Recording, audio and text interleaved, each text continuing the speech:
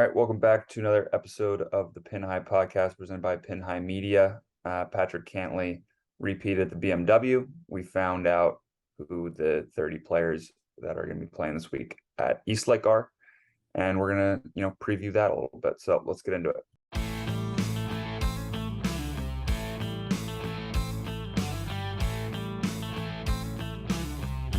This is Jordan Spieth here, and this is the Pin High Podcast.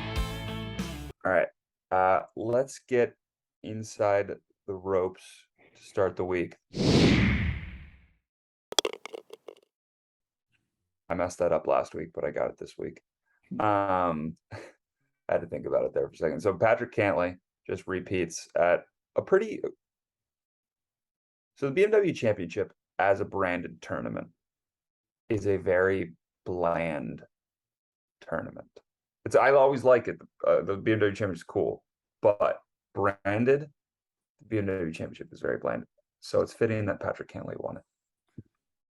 Yeah, I mean, I don't want to say I called it, but I did kind of call it. I didn't pick him in my winners, but premonitions last week, I'm like, well, Patrick Cantlay is just going to go back to back because he's the type of guy who's going to win that tournament, and that's exactly what happened. And luckily, I put some money down on that because, would have been mad if I didn't. Yeah. But yeah, I mean, he just seems like that type of guy who goes off in the FedEx Cup playoffs. I don't know how to explain it. Like, he just gets hot at the right time. Yeah, I don't know if there's any other way to really explain it. I mean, it's almost like we haven't really, we don't talk about him that much because I feel like he's, me personally, I feel like he hasn't played super great, but he's been consistent pretty much all year. He's playing. He's not winning anything. He missed the cut at the PGA, obviously, but finished T2 at the Rocket Mortgage, T4 at the Genesis Scottish Open, and then the Memorial T3. He has good finishes in the Heritage second. Obviously, he won the Zurich, but it didn't really feel like he was playing that great. But obviously, he was, and he was still high up there in the FedEx Cup even before this past week. And what does he go into this week at ranked as? 2. Okay. Scheffler's 1. He's 2. Sanders and 3. I agree with you, Pat. The BMW Championship is kind of bland, but at the same time, it was fun to watch. It's great. It was really fun to watch. I was more just chirping their merch store is just like a BMW dealership's merch area. I'm not joking. Or last year it was, and I'm assuming it's the same this year because it's just there's not much of a logo. It's just kind of blah. That's what my friend went, and he said, you can pick anyone else up merch if they want it. And I looked at the website real quick to see if I want anything, and everything was do I really have gone to the limited edition merchandise experience area, which is where I was last year for the whole week. And they did it again this year with the same exact people, but they made new merch. It's like the Metalwood guy and all those people, Burning Card Society, East Side Golf. I forget who else. Seamus Golf. They make the head covers. Oh yeah. So that is a cool part of it, but I don't know. I can't imagine Delaware was all that cool. Yeah, no, it's kind of a weird one, a weird place to have a golf tournament. Was that the first professional golf tournament, or maybe not professional, but first PGA Tour golf tournament held in Delaware? I think. I doubt it. Was it really? I think it might have been. Well, last year was the first one in the Baltimore area since, or maybe even Maryland since it was the first PGA Tour, but they had a Walker Cup there, but that was the first in Maryland in a while, anything big. So and next year they go back to Olympia Fields, I believe, though. They do. They go back to Chicago, and I think they're going back to Colorado, which would be cool the next year. Yeah, that'd be cool. And then they go back to Caves and then Belle Reve apparently in 2026. That feels right for a BMW. Yeah. But how also they're Delaware, this place and Caves were in the same basically place this year, or same time of the year and same geographic location, and they played so much different. The courses, I remember Caves. Well, that's all depending on the weather, but it was Cave so got firm destroyed. fast here. What? Caves got destroyed last year. Yeah, it was destroyed. I mean, it was basically a dart fest, and then this week was I didn't watch a whole lot, but every time I did watch, it was the greens are so firm and so fast, and the fairways run out so much, and it was I loved watching it. It was so much fun, but it was definitely different than what we see on the PGA Tour every week too, which is great. Yeah, I mean, this week your ball strikers really kind of rose to the top this week. If you think about it, Cantlay, Scheffler, Adam Scott, Corey Connors was up there, Joaquin Neiman. So, like, I mean, it was a ball strikers course. Yeah, I think Score's making his third appearance at East Lake. Not too shabby. Tour champion. Where is he? Where is he on the? Oh, he's 20. He's like 24. Yeah, he's not winning. But who knows? He could win the shadow leaderboard. Yeah. I mean, yeah, and then like just going back to last week's tournament, Colin Morikawa made a 10. I didn't really see it, but like that screwed him for this week. I think like if he doesn't make the 10 there, he's probably starting off like 4 or 5 under. Now he's starting off 1 under and pretty much has no chance to win. People don't talk about it either. The hole before he made 10, he 4-putted. So it's like he went. Yeah, for a bogey, right? Yeah, for double. He made 4-putt for double. So he went. He was so 7 those two holes cost him like 5 or 6 strokes this week in the like standings to start the week. He's been struggling a little bit. His ball striking can just like get him there. Yeah. Occasionally, like recently, like obviously he's finished near the top, but his like overall game has struggled a little bit this year. It's not the year we expect. Did he have I don't think he had a win on tour. I don't think he'd win this year either. No. He will not be at the Century Tournament of Champions unless he, I guess, wins this week, but or he'll go to Napa. Yeah. Does that count? Does Napa? I think that's last year. Yeah, no. I think it counts. Toward the. Remember the guy who won the Napa's a new season. Yeah, but it still counts toward the Century Tournament of Champions. I'm pretty sure. I guess because it happens before the Tournament of Champions. Yeah, I think anything that happens before the Tournament of Champions, you get to go. Oh, I didn't know that. I guess I probably did. I think. I mean, too bad Xander won this year because they always find a way to get Xander in the tournament. Yeah, when he doesn't win. He's got 2 reasons now to go. Yeah. We'll pick him to win that pretty easy. But yeah, we have the Tour Championship coming up this week. You want to go through the 30 guys they're in the field?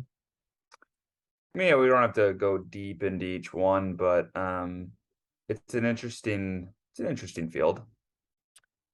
Yeah, I mean, you got Scottie Shaffer at the number 1 spot. Definitely deserves that after the season that he's had. Starting off at 10 under.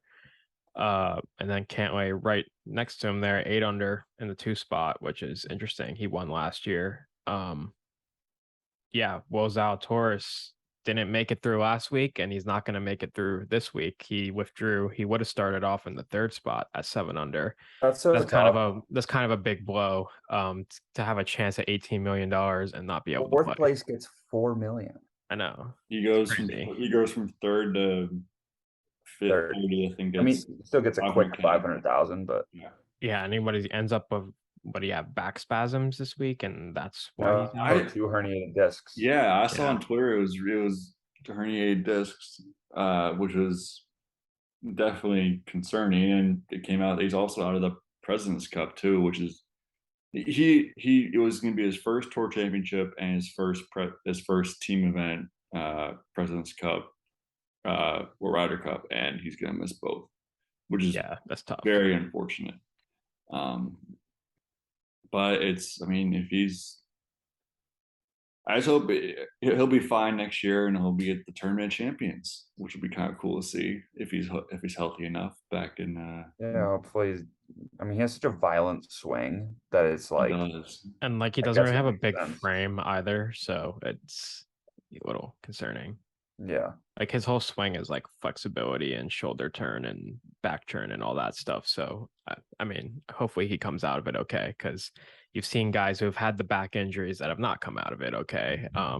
Mainly Jason Day has been struggling with the back injuries like the whole second half of his career basically, and he has never really recovered from it. Yeah, I mean, fingers crossed. I'm sure he'll be fine. You're right. He is. Well, he has all the flexibility, and he has the. I think he's had issues in the past, hasn't he? Too, maybe with his back. Is that right? Potentially, I think he had a wrist injury at some point. You're right. Yeah, It was a wrist injury. It was a wrist injury, but he'll be fine. I'm not worried about him.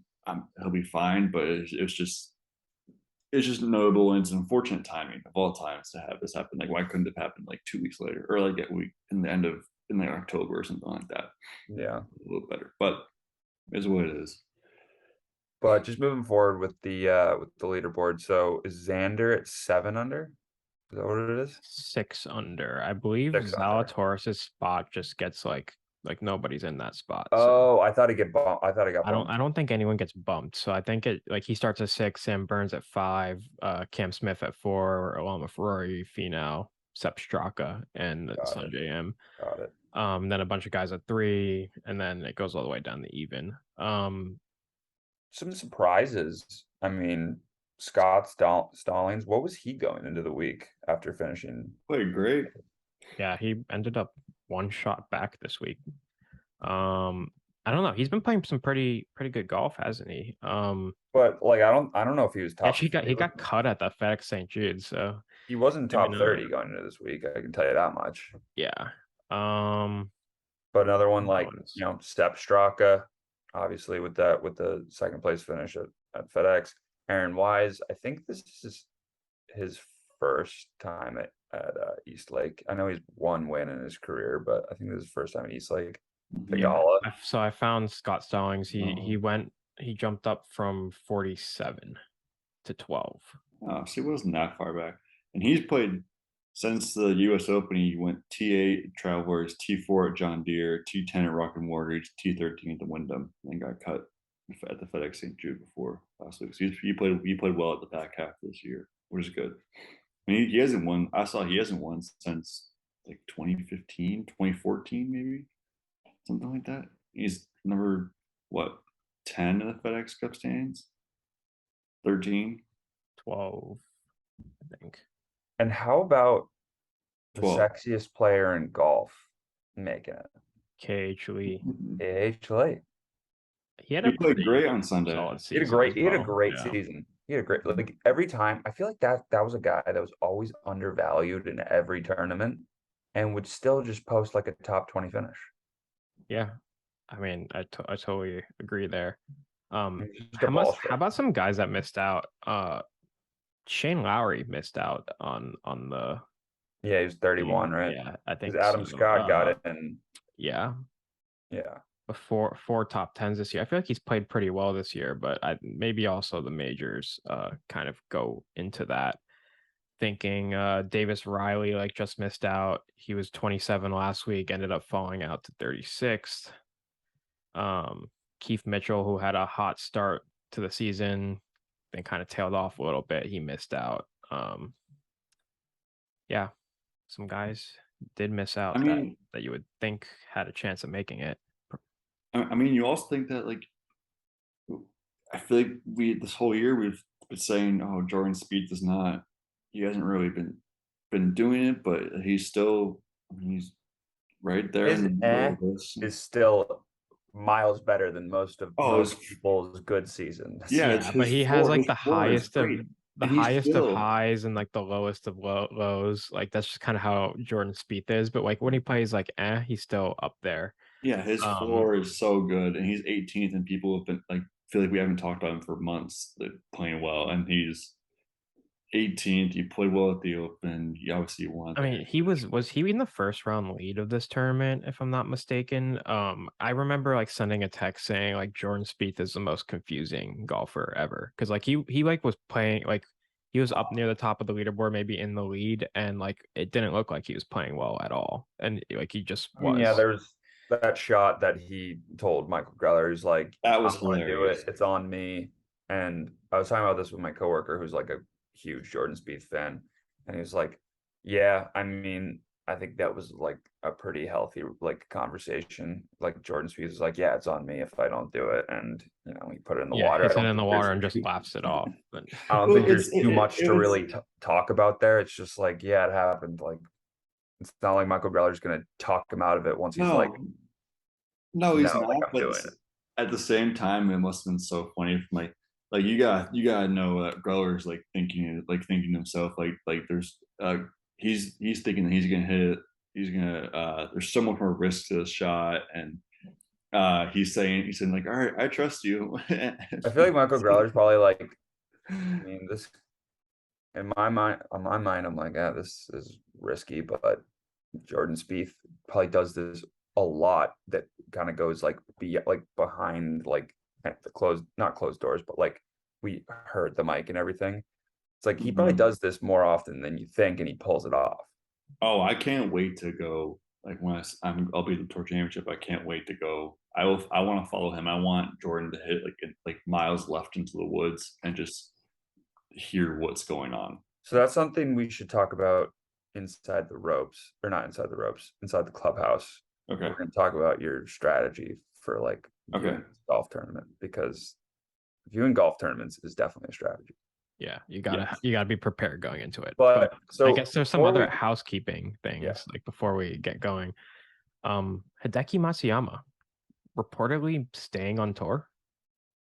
Yeah, that's the whole. I mean, I've heard a lot about this whole Tiger meeting, which I think we can go into a lot more in the coming weeks too. And I forget how much we went through last week, but it seems to me like, yeah, Hideki's staying, Neiman's staying. Hideki staying is huge for the PGA Tour too, especially since he was one of the names out there like weeks ago that they're like, yeah, Liv got him. Like, yeah, and he wasn't at the meeting apparently either.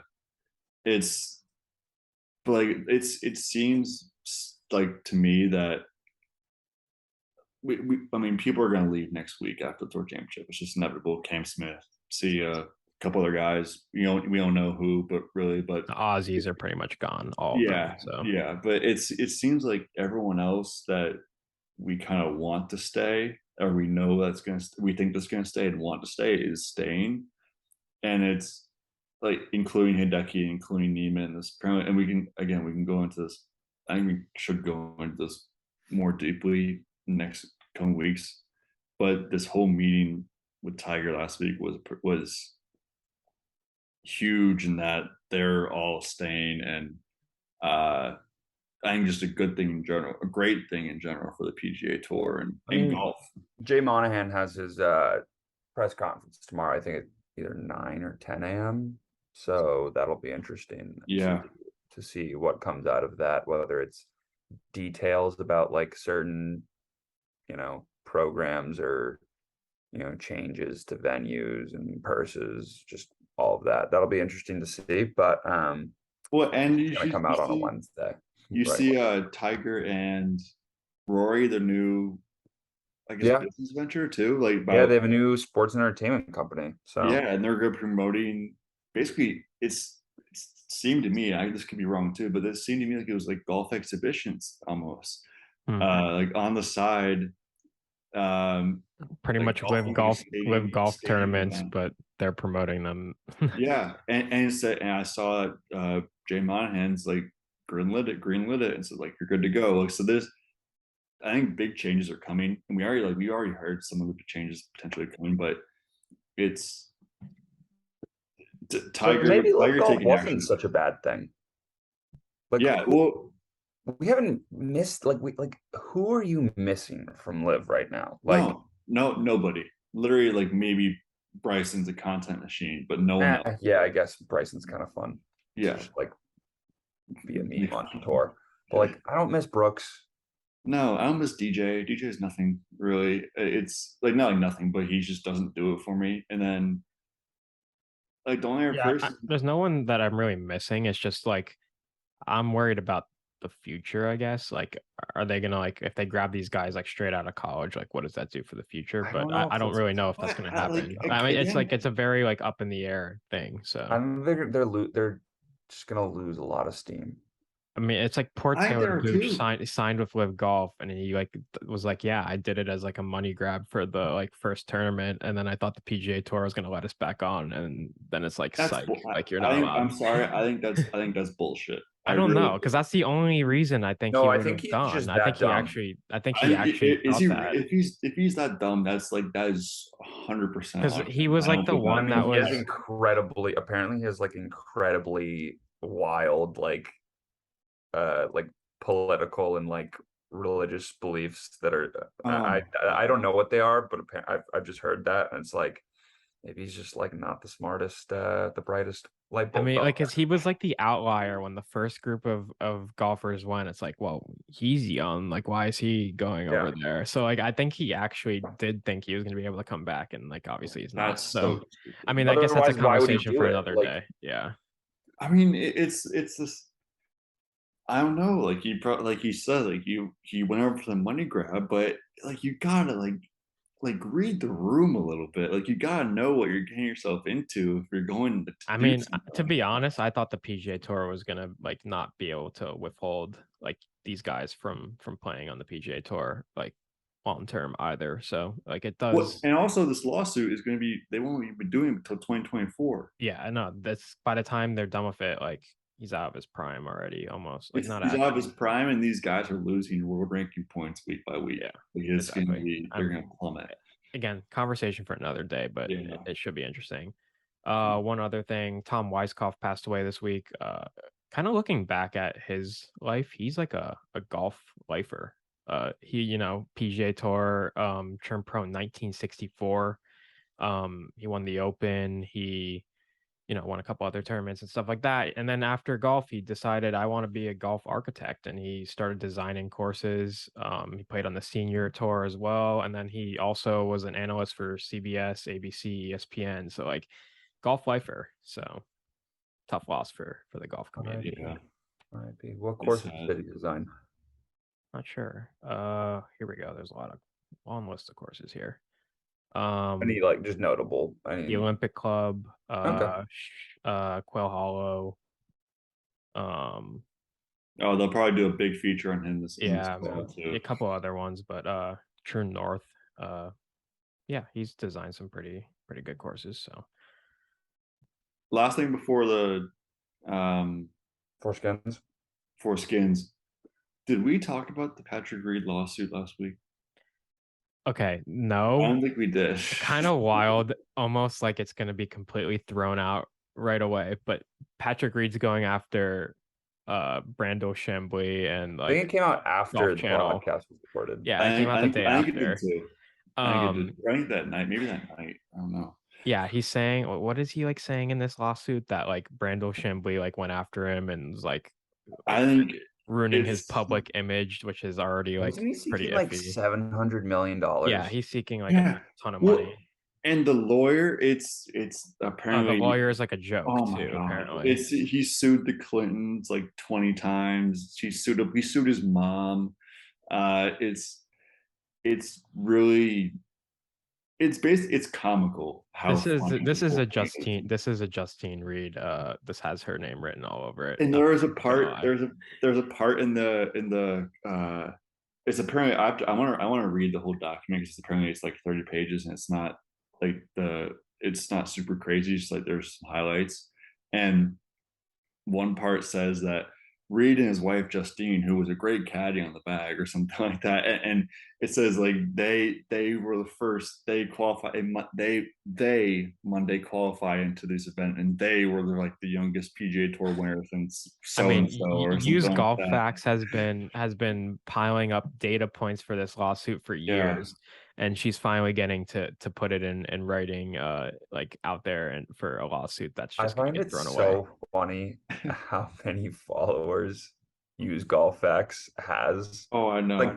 And she comes out like once every like 3 months or something, like with something. But it's big news when she does. Yeah, it really is. She never tweets on it, but when she does, it's just like I don't know. Yeah, I don't like, have so I don't have ballsy. Twitter notifications on for like anyone, but use Golf Facts. I have Twitter notifications on for.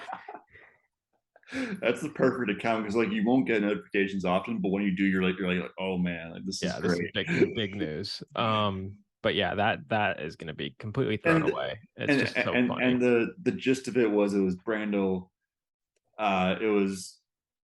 It seemingly was Patrick Reed saying that Brandel was ruining his public image by saying he's and all these people on the golf course are saying much more explicitly like you're a cheater, like but much worse. And then he's saying it's all because basically it's like he's saying it's all because of Brandel. Yeah, if you want to see those direct quotes, you could look it up. There's some which is even funnier because it's like he brought this upon himself when like it's public knowledge that he's like basically cheated at. Although he was saying that those cheating allegations in college are false, which I got confused about. I'm like, I literally had a friend who at school who knew someone that worked at the Georgia golf University of Georgia golf course, and the coach works at the golf course, or one of the assistant coaches, I think. And the assistant coach said yeah, he basically cheated all, like that's why we kicked him out. He cheated and he did steal everyone's like wallets and stuff like that. Like it's like the stuff we hear is like it's true, like it's 100% true. Kind of wild. Yeah, that, like he like won a major too, and he wonders why people hate him, or he wonders why people are calling him these names. And like it's like sad, but at the same time, I fully just do not like this guy. I don't think a lot of people do, and it's just this whole situation is just hilarious. Yeah, I mean, I don't know. There's not much more to say about Patrick Reed. It's just like beating I don't know what the saying is, but whatever. He's just kind of like, he's Patrick Reed. He always has been, always will be, and a defamation lawsuit is not gonna change that. I feel like it's gonna make it worse. It does make it worse. It absolutely does. At this point, like, can't get much worse than that. So. Beating a dead horse, that's what it was. Yes, yes. And we definitely do not miss him on the PGA Tour. That's for sure. I kind of do a little bit just because it is kind of funny. Like for the other, I'm fine. I would love for just like Liv to go the hell away so we could just get all these guys back on. I just was saying that I don't miss them, but like, I don't know. It's just I know what you're saying. It's like you don't care if they're not there. You don't really care, but if like they are there, it makes like you like you got your villains back. You have I don't think that the PGA Tour is going to suffer. No, they're not at all. They're not. I guess one more news. PGA 2K23 is coming out soon. Yeah. Yes. Tiger's heavily involved. Tiger on the cover. I don't think it's gonna be that different. I don't think it's gonna be that different either. But Tiger on the cover of a video game just like gets you hype about it. Like just releasing the cover was pretty sick. You can play as some of the tour pros and like, which you couldn't do in. No, you couldn't do in other ones. But it's like, I don't think the swing animations are going to be any different. So it's just kind of like, we'll have to see. Well, if Tiger's involved, like there's going to be some change. Maybe it won't be 2K23, but maybe 2K24. There's like it's like my player, like the archetypes. There's different archetypes for different players, which is definitely more interesting, I think, than just the clubs and ball striker. Yeah, and there's more accuracy. Like I enjoyed playing the previous one, but basically wouldn't play it besides playing with my friends, and there wasn't really much point to playing it otherwise. Like there's just you just play tournaments over and over and over again. Like play courses that you like. Yeah. Michael Jordan's in the game too. He's gonna which is kind of fun. Part of it. I wonder they should just put like they have all the face scans, right? They should just put every NBA player in the game. Like why not? I don't know why they don't put every. So is it because you'd have to pay every single PGA Tour player individually? I guess maybe. Is there like because like in the NBA, like when they do games, or like the NFL, the Players Association has all the likeness of all the players. So like you just pay the Players Association, and you have the likeness of everyone. And technically these are basically independent contract. That would make the game to a certain degree, right? Million times better. Yeah, and then I mean, you also have EA Sports coming out of a game, like soon. So like, is there going to be like a fight for the license of these players? Like, I don't know. Like, we'll have to see. Again, that's probably another conversation for a day when we have nothing to talk about. But yeah. Let's get into. I have some breaking news actually. Okay. Oh, okay. Breaking news. Century Tournament champions will include winners from previous year along with players who qualify for the Tour Championship. Oh, so it just adds on the guys who qualify. Adding on some, basically everyone. So Scott Stallings, or basically that'd been even funnier if Xander didn't win this year. Yeah, that would have been. It's pretty hard to make it to the Tour Championship without. Scott Stallings didn't win. He's like number 12. Who? Scott Stallings. He hasn't won yet this year. I know, but like, you already know. Other than him, who Aaron. One of those guys is gonna win. Like the Tour hasn't. No, I guess a couple guys haven't. Brian Harmon hasn't. I don't think. Yeah, makes sense. No. One of those guys is gonna win. Corey Connors hasn't he? He's not. Yeah, he's 24th, and it's Corey Connors doesn't strike me as somebody who'd play well at Kapalua. Probably not. But I'm going to say it right now. One of the guys who did not win this year will win the Century Tournament of Champions, because that's usually how it goes. So that'd be cool. I mean, I'd be okay with that. But I thought that was interesting, because we were literally just talking about it. I thought it was interesting given this week and given the qualifiers and given Xander's pedigree of getting in somehow without winning. So yeah. Okay, so let's get into skins. So we're at East Lake this week. The format sometimes takes a little luster away from the tournament. I know it's like at the end, like on Sunday, they're still going to be competing. Like last year, it came down to one stroke, but I think the format for me sometimes just kind of takes away from it. I mean, yeah, where do you cut it off? Like 5 under or 4 under, like 5 under or 4 under? Is that like the lowest that some guy's gonna like win? I think I don't know. Like it's only happened. Let the top, you gotta play. You let the top 5 guys all start at like 1 and 2 under or something like that. Or like, it's ridiculous. I mean, so like the last 2 years, Cantlay won, he started first. Dustin Johnson won, he started first. And then the first year where we had this like current scoring, Rory McIlroy won and he started 6th. So okay, like 6 what's 6? That's 1, 2, 3, 4, 5. So that's 4 under. And I don't remember who was in first all those years up there, but Scottie Shaffer being up there, he seems like he's just not going to be like he could just shoot like 68 every day and win this golf tournament probably pretty easily, and it just doesn't like I don't see him having a bad enough day where someone's gonna have to shoot like 61 or 62, which I don't think. I mean, he got cut at the FedEx. Yeah, based on the fact that they started first the last 2 years at 10 under, the winning score was 21 under. I think that includes the 10, so it's 11 under for the tournament. The last 2 years was like what the guy in first shot to win. Yeah, and the guy in first has won both times, right? Yes, same score. Yeah, I think this year it changes. I do. I think somebody comes from behind. Patrick Cantlay comes in from behind because he's the FedEx Cup specialist. Well, we can get into that. I think Xander could. I was gonna say. I mean, I'll start with my pick. I think Xander comes from behind.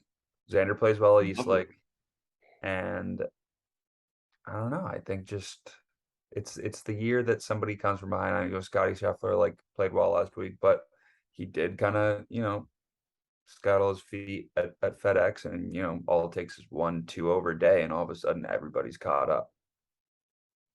That's true.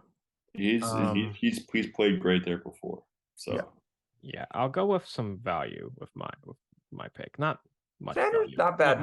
Not much more value than Xander actually, but I think Rory's going to be the one that comes from behind. He's done it before. I feel like he's just a really good at coming back from behind. I don't think he's a great like hold the lead guy, but like if he has no pressure on him, if he has no pressure on him to like start the round like on the first day, he's back 6 to start the first day. Like he could put in a low score and like on one of the middle days. 5 under, 6 under, 4 under. He's plus 900, and that's the exact position that he started at in 2019 when he came back and won. Okay. So right. I'll go with Rory, and again, the course history at the Tour Championship is pretty good. So I want to go Xander too, plus but 900. I think honestly my mind goes to Tony Finau next, but I know he's a little. You can pick Xander. All right, no, but I'll pick Finau. Finau's playing great. He's even though he shot like 77 on Thursday last week, but he's of all the guys up there, like he's playing better than good amount of them basically. And I don't know, you can go out there and play, and you can go out there and get it. So I'm not saying that Sam Burns is gonna win, but if there's somebody here that has ridiculous value, it's him, because he's starting at 6 under, which is only 4 back. Like he's 22-1. Yeah. Could happen. I don't mind that. Where's Justin Thomas starting at? He's starting at 3 under. Yeah, he's 3 strokes behind Sam Burns. He's at the same odds on here. Yeah. I mean, yeah, you handicap Justin Thomas is like about 3 strokes better as Sam Burns, probably. Yes, yeah, probably true. Yeah. So what about winner without the starting strokes? Who do you think has the lowest score this week? I think it's crazy, absolutely banana land that Sepp Straka is 250-1. Yeah, I think that's. I think he's got to be down from that. I He see 100 to 1 now. Yeah. But still, I mean, that's what I feel like. That's who I'm going with, because that's ridiculous value. I'll take Cam Smith with the going out with the low score of the tournament, all on his way to live. Okay. One last laugh, just to leave the tour. I think it's 20-1. God, that'd be so disappointing for the PGA Tour. That's like the worst case scenario. He doesn't have to win it; he just has to get the low score. No, but I mean, if he won it, yeah, that would be tough. Worst case scenario. Cam Young 55-1's pretty freaking solid. Yeah, true. Any other picks this week? Did you say one, Trevor? I said Finau. Oh, for the lowest from starting from 0. Yeah. I don't know. I Cam Young seems like a kind of guy who would play well. I also think Hideki would play well, but I don't know what type of form they're in. I think Finau does both. A little 2P. I guess. Okay. Double up. I like it. Double up on Finau. Playing great. Sure. All right. Let's get in the clubhouse real quick with the time we got left. So, Trevor, I know you say you want to follow Jordan Spieth. Well, that is not sustainable to do for a very long time. It's going to be hot. It's not sustainable. It's just going to be. I want to see. What I really want to do is I really want to watch them on the range and the putting green. I think that's really cool and really interesting. Yeah, but I will watch Roy for a couple of holes. I'll watch Spieth. I'll watch Scheffler. I'll watch Ron. I basically want to watch. I'll see all the guys I want to see, and for a couple of holes. And if I get caught where Spieth is coming through in a couple minutes, and we're walking down this fairway, like maybe I can see him for a shot. But there is a public structure that you can like post up at, which I'm blanking on, which you can just look up beforehand. But I saw that when I was looking up stuff for work this week. But you gotta let me know, because then I'll go there. There's a structure where you can just general admission go there. See, now the good thing about the Tour Championship is there's only 30 players in the. It's a good thing and a bad thing. So time start late. They start So you could kind of plan it out where you see all 30 players. That's what I am excited about that, because I do just want, like, I'm looking forward just to seeing like and it's a good, like, of the guys I wanted to see at any tour event, like they're here anyway. So like I need a video of Corey Connors hitting. I will find Corey Connors, and then I'll post it on my I'm looking on the Twitter and course map here. I'm Dave trying to see. Striker. By the way, Trying to see what's a good spot. I know we're not with Golf City anymore, but I wish I could have gotten one of those like stroke gain approach shirts or the ball striker shirts. Those were awesome. Yeah, that'd been cool. We could probably make those again. We could probably order them off of Golf City. True. They're probably still up. That'd be funny. And a couple of the par threes are island, basically island greens, aren't there? Right surrounding water. They're long too. Yeah, so those would be good to post up at. Par threes 18. Are great, actually. It seems like the driving range and 18 are just like in the middle of everything. So 18 is right next to 10, 11, and the driving range, which is interesting. I know. I think they flip the nines too. I think it's usually 18th, 9th hole, stuff like that. But no, I'm looking forward to it. I'll document it. I'll let you know, guys know how it is, and yeah, we'll recap next week. We can talk President's Cup, and we can talk like pin high awards. We can call them the pennies or something. Oh, the pennies. Yeah, the pennies are back. All right, we got less than a minute, and we'll talk whatever next week, awards, and then snap up. Yay.